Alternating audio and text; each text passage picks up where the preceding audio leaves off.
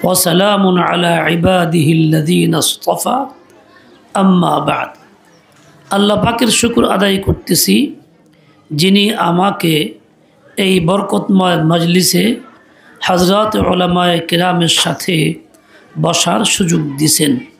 আলহামদুলিল্লাহ সুম্মা আলহামদুলিল্লাহ। যেই মজলিসে বরকতময় কিতাব কুরআনে কারীমের সবক প্রদান করা হইল, তার অর্থ যে বছর ভরা এই বাচ্চিরা মেহনত করেছে, শিক্ষক শিক্ষিকারা মেহনত করেছেন, উভয় শ্রেণীর মেহনতের ফসল আজকে আমরা দেখতেছি।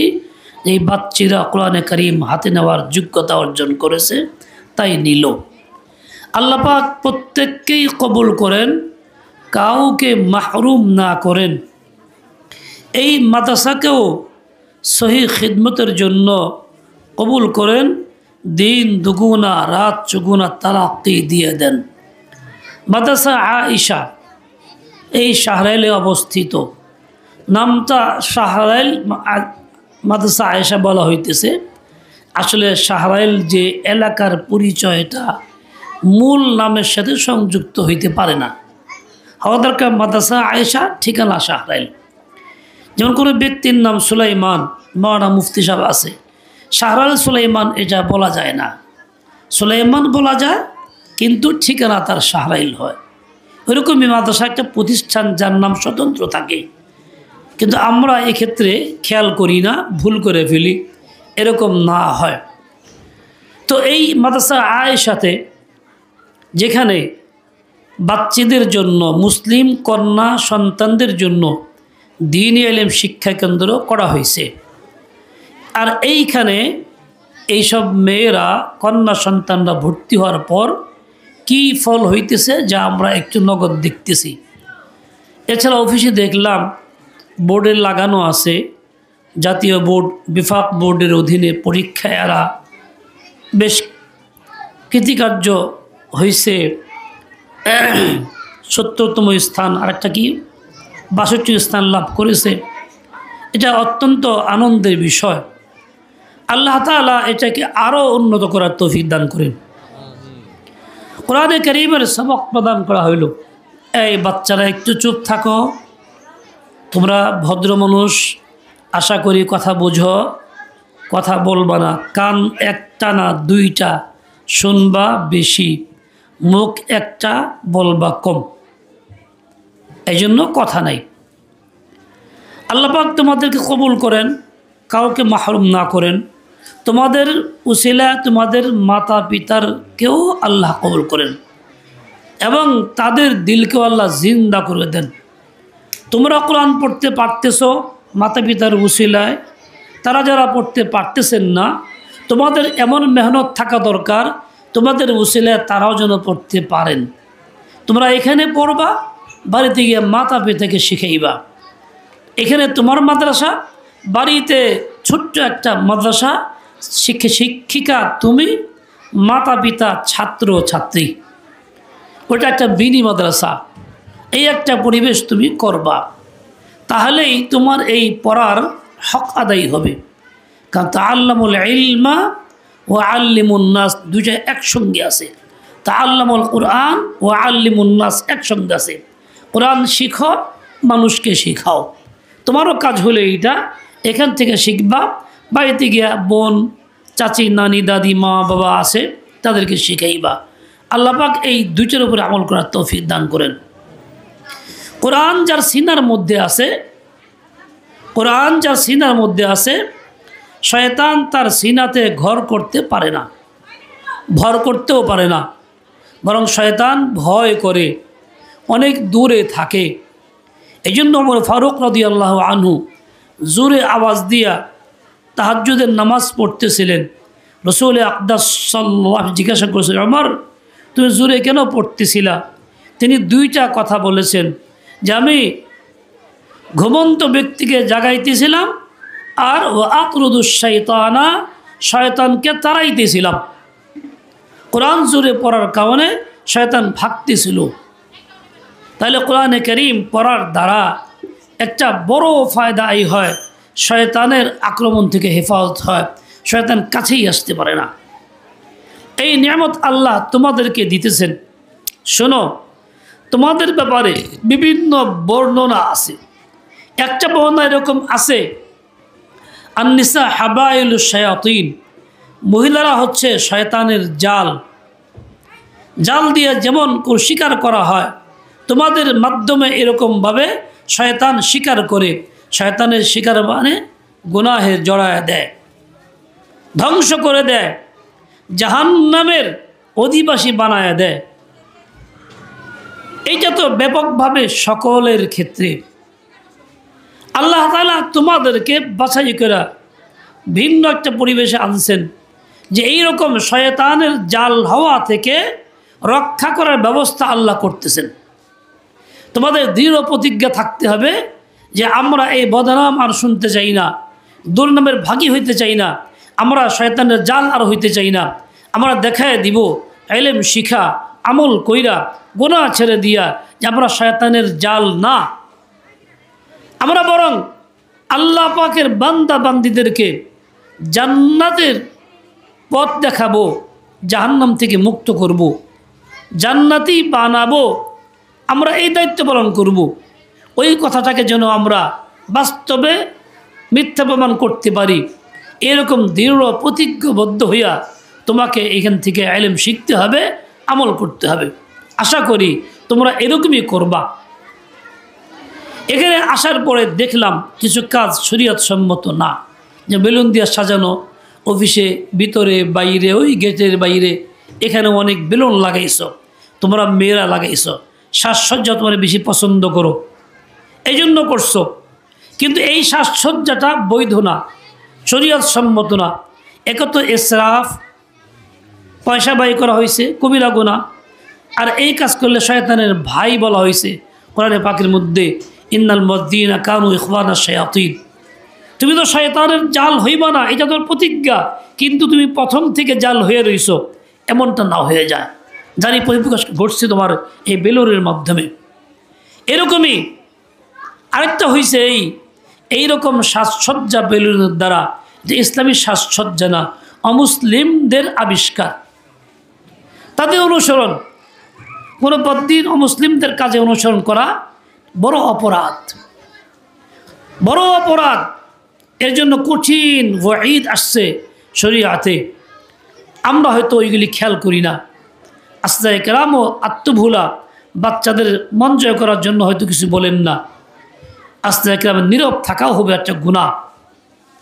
ভবিষ্যতে যাতে এরকম না হয়, দ্বীনি মাদ্রাসা, কোরআনে কারীমের মজলিস যেটা থাকবে সুন্নতে পূর্ণ, যেখানে থেকে আজমত, গাম্ভীর্যপূর্ণ থাকবে, জাহেরি চাকচিক্য সৌন্দর্য এগুলি থাকবে না, ভিতরে সৌন্দর্য থাকবে। মনে রেখো, মনে রেখো, কারো গা ভরা খুজলি আর ঘা আছে, আর উপর দিয়ে সুন্দর দামি পোশাক পরে সাজানো আছে, তাহলে কি এই পোশাক পরার কারণে ওই ঘাড়া ব্যক্তির দাম কি বাড়বে? মান কি বাড়বে? তা কিন্তু বাড়বে না। ভিতরে পরিষ্কার থাকলে এই পোশাক তার সৌন্দর্য বৃদ্ধি করবে। আমার ভিতরে ময়লা আছে, আমি আল্লাহর নাফরমানি করি, নামাজের ইহতিমাম করি না, গুনাহের আকর্ষণ আছে, মোবাইলে তামসা দেখি, নেট ব্যবহার করি, দুনিয়ার তামসা সব কিছু করি, ভিতরে এই অবস্থা, উপরে সুন্দর পোশাক, উপরে কোরআন কারীমের আবরণ, এটা যেমন মানায় না, এরকমই এইটাও মানায় না। আমরা খবরদার এমনটা না করি। কারো ভিতরে ময়লা আছে, ভিতরে পায়খানা ভরা আছে, উপরে সুন্দর প্যাকেট করা আছে, সুন্দর প্যাকেটের দ্বারা পায়খানাই থাকে, পায়খানা বদলা যায় না। তোমার আমার ভিতরে নাফরমানির পায়খানা রয়ে গেছে, উপরে সুন্দর করছি, তাহলে এই সুন্দর করাটা ভিতরে সুন্দর হয় নাই। আল্লাহর কাছে ভিতর সুন্দরের দাম বেশি। এই জন্য ইন্নাল্লাহ তাআলা ইয়ানজুরু ইলা কুলুবিকুম, তোমার ভিতরে অন্তরে কি আছে এটা আল্লাহ দেখতে চান, ওটাই আল্লাহ পছন্দ করেন, উপরের টানা। ওয়ালা ইয়ানজুরু ইলা সুওয়ারিকুম, একটা কথা আছে আমওয়ালিকুম আও আমালিকুম, তোমার উপরের সুরত, চাকচিক্য, মাল সম্পদ, বাহ্যিক আমল দেখতে চান না। এই জন্য ভিতরকে সুন্দর করো। ও মেয়েরা শোনো, তোমাদের দুইটা সৌন্দর্য আল্লাহ দিছেন, একটা আখলাকের সৌন্দর্য, তোমার রাগ কম থাকবে, হাসি মুখে থাকবা, মিষ্টি ভাষায় আপনদের সাথে কথা বলবা, কেউ কোনো ব্যতিক্রম কিছু করলে চেতবা না, না রাগ করে তাকে শান্তিপূর্ণভাবে বুঝাই দিবা। এই তোমাদের এটা আখলাক।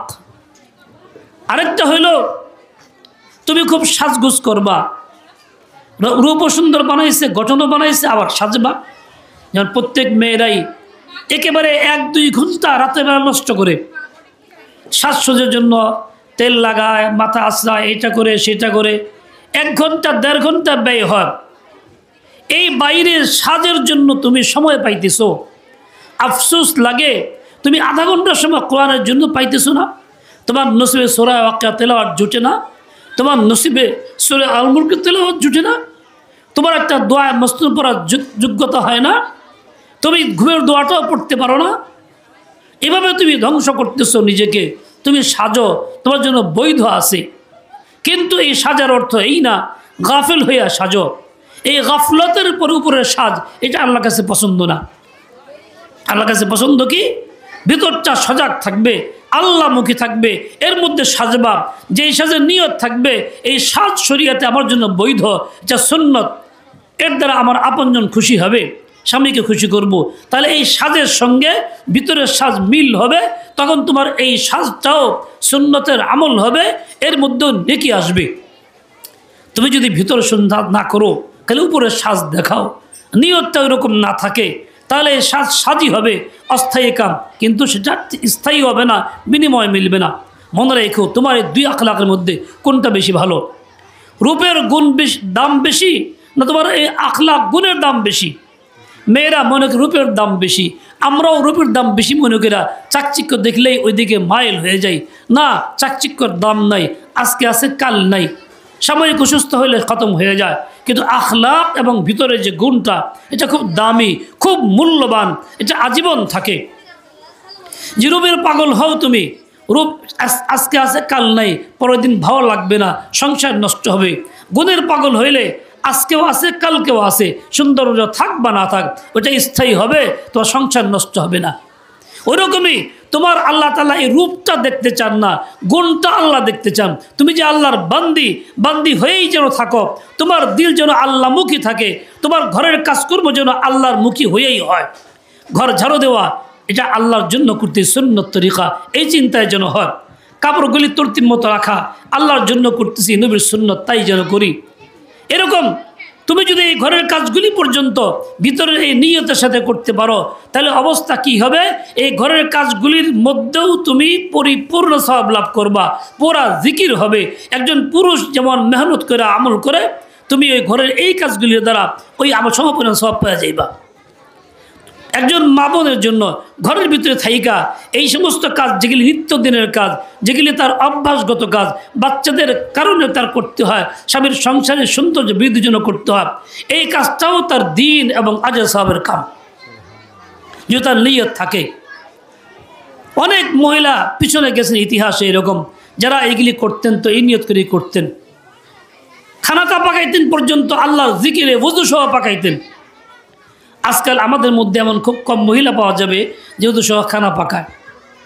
বরং খানা পাকানোর সময় মোবাইল খোলা থাকে, নানান তামসা করে দেখতে থাকে, কিংবা কারোর সাথে আজেবাজে গল্প রসিকতা করতে থাকে, আর এদিকে চামচ দিয়ে ভাত লারে, তরকারি লারে, মানে গাফলতের মধ্যে কাজগুলি হয়, আল্লাহতে গাফলত হয়।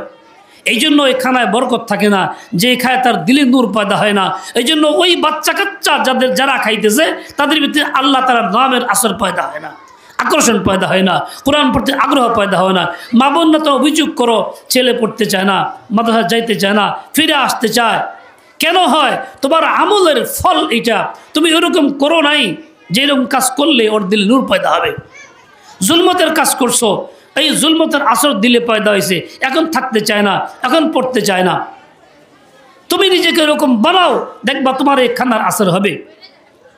ইমামে শাফি রহমতুল্লাহ আলাই ইমাম মুহাম্মদের বাড়িতে মেহমান হয়েছেন, উস্তাদের মুখে শুনেছি। ইমাম মুহাম্মদের মেয়ে ছিল, ছোট্ট মেয়ে, বলছেন বাবা আজকে তো একজন বড় মেহমান আল্লাহওয়ালা আসতেছেন, ইমাম শাফি, এই যুগের শ্রেষ্ঠ আলেম, শ্রেষ্ঠ আল্লাহওয়ালা। মেয়েটা খুব স্বাভাবিকভাবেই ওই খিদমতের কাজগুলি ইন্তজাম করছেন, বিছনার ব্যবস্থা করছে, খানার ব্যবস্থা করছে, দস্তখান লাগাইছে, যা হালতে ছিল তাই করছে। এক বদ্দা পানিও রেখে দিছে, কারণ রাত্রেবেলা উঠে তাহাজ্জুদ পড়বেন এই আশা করছেন। বড় আল্লাহওয়ালা বুজুর্গ। তিনি ইমাম শাফি রহমতুল্লাহ আলাই খানা দানা শেষ যখন আরাম করতেছিলেন, রাতভর চলে গেছে। সকালবেলা মেয়েটা এসে দেখি পানি তো এখানে রয়ে গেছে। বাবারে গিয়ে বলে, আব্বা আপনি বলছেন যুগ সৃষ্ট হলি, কেমনি বলে হইল? বা কেন বাবা, কি হয়েছে? বলে, কই উজুর পানি তো রয়ে গেছে, উজুই করে নাই, তাহাজ্জুদ পাওয়া নাই, গাফলতের মধ্যে কাটাইছে, উনি বলে হইল কেমনে? ছোট্ট মেয়ে বলতেছে। মুহাম্মদ সাহেব আইসে বলে, হজরত আমার মেয়ে তো এই কথা বলে। উনি বললেন, দেখেন ইমাম সাহেব, আমি আজকে রাতভর ঘুমাই নাই, উজুও নষ্ট হয় নাই। যখন শুইছি তো এমন নূর চোখে ভাসতেছিল, যেই নূরের দ্বারা আমি কোরআনে কারীমের আয়াত থেকে 200 নতুন মাসআলা বের করছি, ইস্তেমবাত করছি। আমার ঘুম ছিল না, এত নূর মাহসুস হয়েছে। কেন হয়েছে? হালাল খানা ছিল, ওই খানাটা ওইরকম জিকিরের সাথেই পাকানো হয়েছিল। মা বোন যদি জিকিরের সাথে খানা পাকায়, হালাল খানা পাকায়, তাহলে এমন নূর হবে যে আপনার ঘরের বাচ্চা, আপনার মেয়ে, আপনার ছেলে, আপনার স্বামী তো এরকমই হবে, তারা আল্লাহমুখী হবে। কিন্তু আফসোস যে আমাদের মধ্যে এইটা নাই, উল্টা গাফলতের মধ্যে আছে, জুলমতের মধ্যে ডুবা অবস্থায় আছে, যার জন্য বাচ্চারা বেলান হয়ে যাচ্ছে।